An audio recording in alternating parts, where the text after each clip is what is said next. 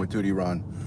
Guys, we went live last night with the Oakley Carlson case, and while we were live during that case, the Naomi Irion recovery was broken by Brian Enton from News Nation. At least that's how I found out about it. We had Jennifer Koffendorfer on with us. And before I get into that, I just want to say a special thank you to all of the Patreon supporters, the channel members, and everyone who positively engages in this community. You guys are a special, special part of Crime Time with DutyRon, and I thank you for that.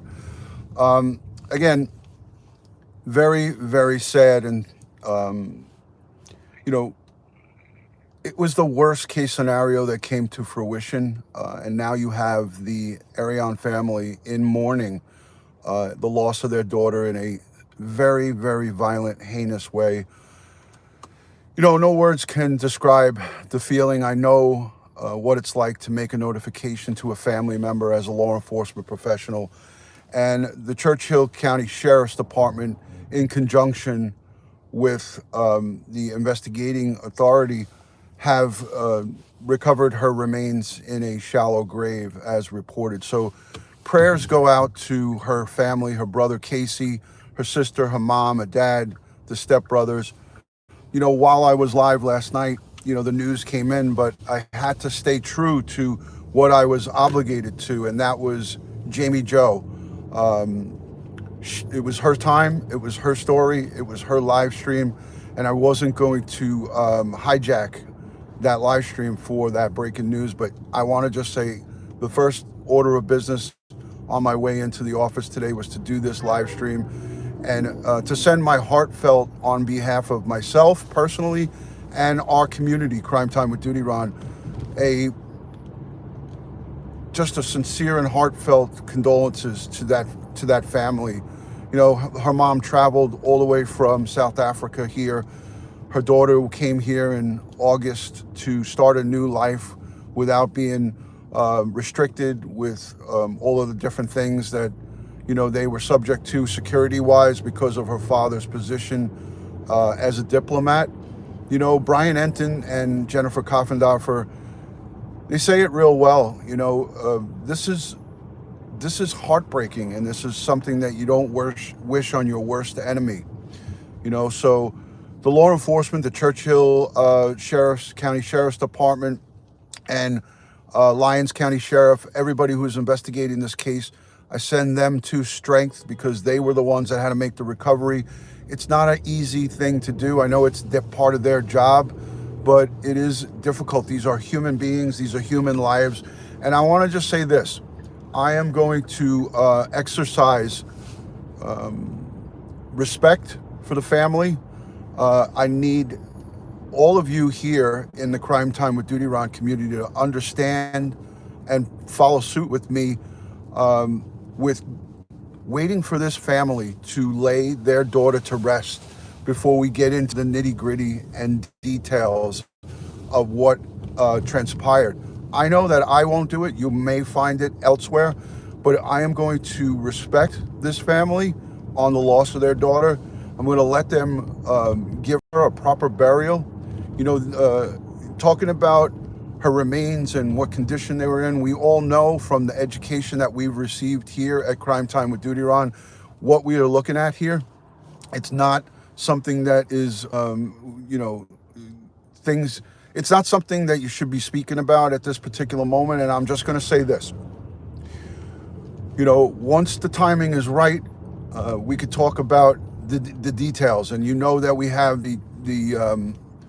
the folks who are educated and who have done these type of jobs. But right now the focus is paying respects to this family, and also making sure that justice is served against this sick, evil monster, Troy driver. We want to make sure that the district attorney, in the most timely fashion and however the law is set up, charges, and to make sure that Troy driver does not see the light of day. He has not been bonded out. And, you know, people, we all have these questions about yesterday. if they recovered her remains on Tuesday, obviously they had to make a positive identification through forensics, through the odontologist, the dentist, through forensic anthropology. They had to wait to get the positive identification, which they got yesterday on Wednesday, and then made notification to the family. At that time, they were able to start the process to upgrade the charges. And that's what we want to see happen today, hopefully sooner than later. There are questions of why, if the judge had, I know for a fact that the judge and the district attorney, obviously the district attorney, but the district attorney notified the judge, hey, judge, we have this going on Tuesday in Churchill County Sheriff's Department with had that recovery, and they knew it, but they didn't have a positive ID. I would 100% know that the district attorney made notification to the judge and told them of the developing information. That's what makes me say to myself, why? Why didn't she say no bail? So it's confusing to me, but right now is not the time to bitch and moan about that. We all are. You saw the emotion that I exhibited yesterday when we did that live stream. When they had that Zoom meeting, I was fully frustrated, and as somebody who's been for me to be frustrated, I could only imagine what the common folk, somebody who has no experience dealing with district attorneys, judges, criminal justice system, it had to have been just a whirlwind of emotions for everybody. I was angry. I was pissed. I was so mad. So great to see everybody. I am driving, as you can see, so I'm not able to pay attention to the chat, but this is how important this was to me.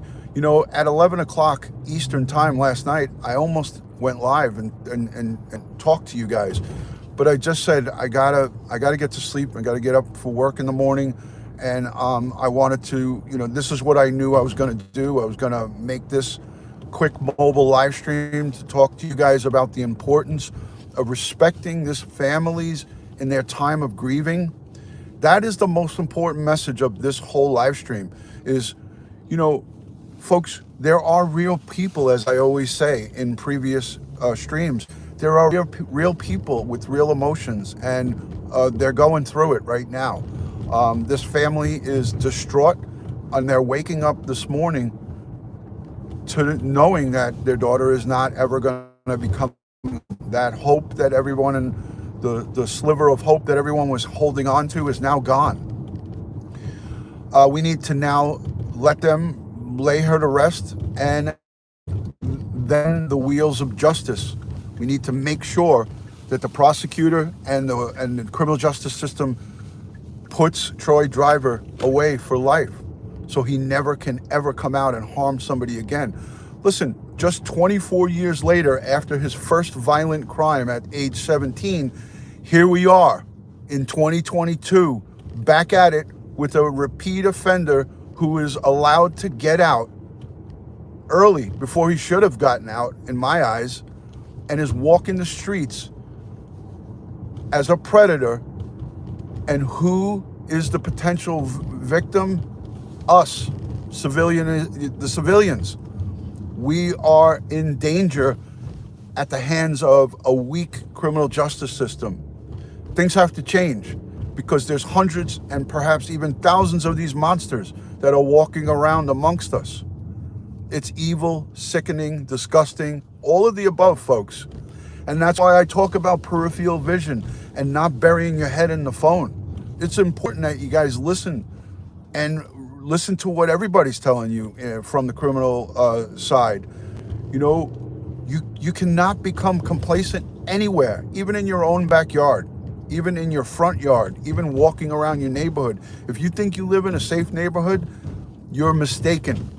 Crime knows no boundaries. Criminals and evil, sick monsters like Troy Driver are walking amongst us everywhere, not just in Nevada. They're walking around everywhere. So we need to be vigilant. We need to be on guard. You don't have to be paranoid, but just make sure you know who and what is around you at all times. I mean, just do the best that you can. I'm coming to a red light, so I'm going to say hello in the chat. Let me put my glasses on because these are just for reading. I can't use these while I'm driving. Sergeant Friday, situational awareness. Hello, Wonder Woman.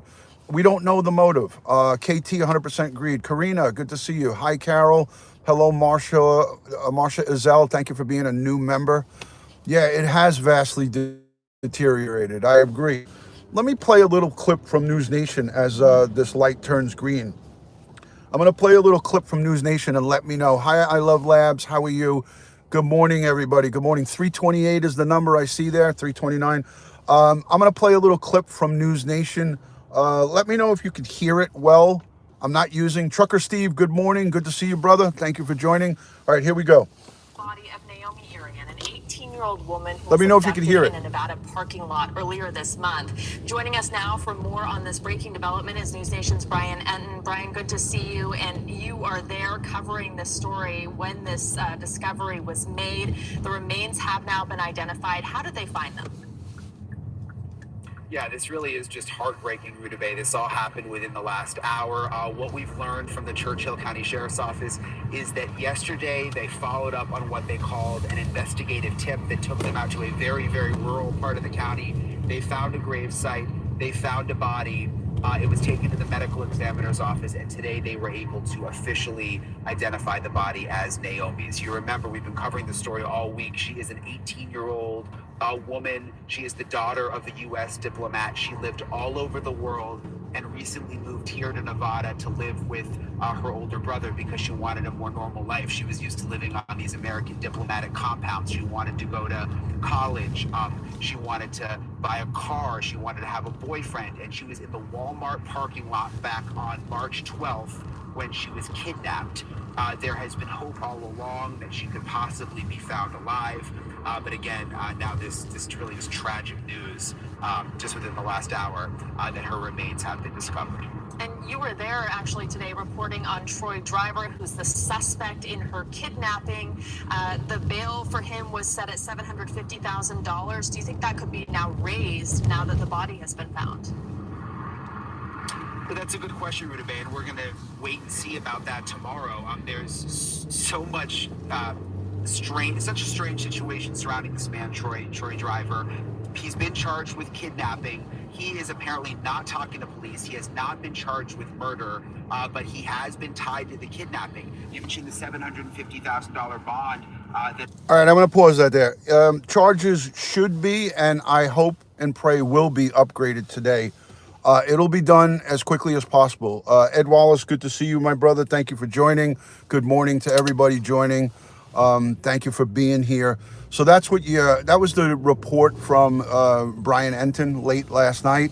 The charges are, district attorney, they're going to be working very quickly on this case to, if, when all the evidence comes in, they're going to look at everything at the recovery site, forensics, everything's going to come into play. And Ed Wallace and I, when it's appropriate, we will speak about this.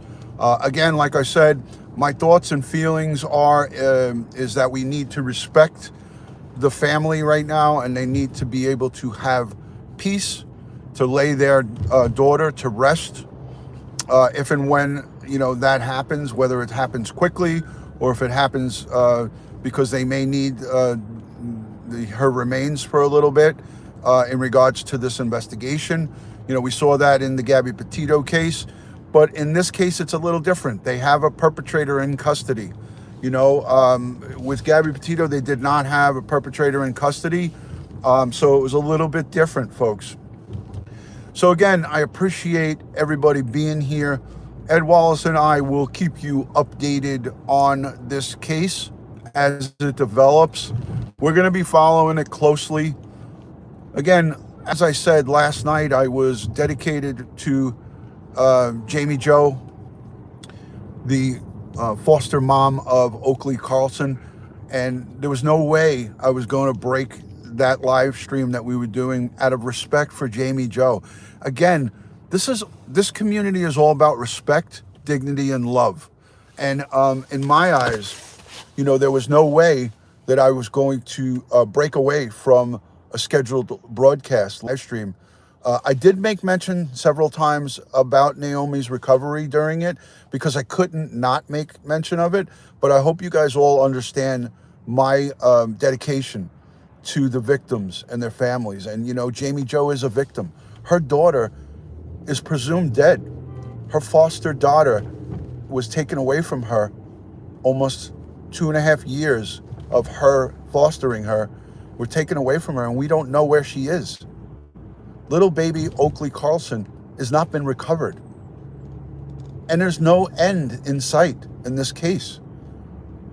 There's no change in the system of DCYF. So I hope that everybody understands. Let me know down below in the comment section if you are on board or if you agree with me that, you know, there was no way that I was going to change the conversation that we were having last night. But I really did want to go live right after that. But I said, you know, I'm going to wait till the morning. I'm going to sleep on this. I know that, Naomi's family is grieving and they're all upset and they're all distraught and heartbroken. Their prayers were not answered because they wanted her to be found safe, alive. Just so sad. So I want to say thank you to the people who gave super stickers. I think someone gave a super sticker. Oh, Carol Ellis, my good friend. Thank you for that wonderful super sticker. 50 in her currency. I appreciate that. Thank you so much, Ramona. Good to see you. Let me say hello to a couple people. This was a long light. Alexis, thank you for agreeing. Lauren McKenzie, Mountain Girl 212, keep up the good work. Peppermint Mocha, hello. We understand with respect to both families. Thank you. I would screw up that screen name. Maybe you can, phonetically put it out to me. Christina Regan, thank you. Isabel Gerda, great to see you from South Africa. Tara Retta, thank you for agreeing. It's just the only way I roll, guys. It's the only way I roll. Dawn Marie, great to see you. Hi, Debbie. All right, guys. A lot of love and respect from my house to yours, guys. May Naomi rest in peace and continue to rest in peace. Let me know down below in the comments section what you think.